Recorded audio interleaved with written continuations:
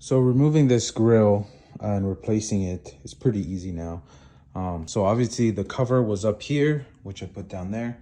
It's just a bunch of clips. You remove them and you can pull it right out. Next, you want to undo this bolt, which I'm going to do right now.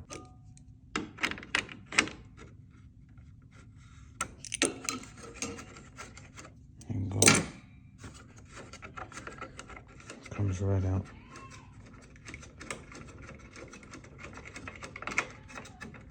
That'll be the only screw you need to remove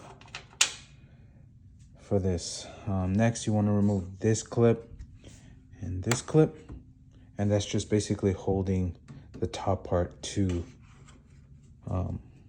the headlight housing. I have this little plastic pry tool, so that definitely makes it easier to pry these out, because they are kind of tricky, and should be pretty. There you go, pretty easy. I usually just put them here. Just remember to look there. And the other one.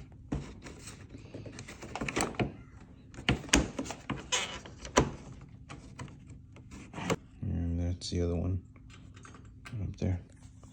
So now comes the pulling. So the pulling is pretty weird because it feels unnatural, but this is just how you do it. There's a clip here. Then there's, I think, like 6 of them down here. And then again, another one here. Let me see if I can do this with one hand. I don't think I can. There you go. So I literally just grabbed it here and pulled out. Some of the clips already came out. You could see they just go scooched in there. So you just pull them. There you go.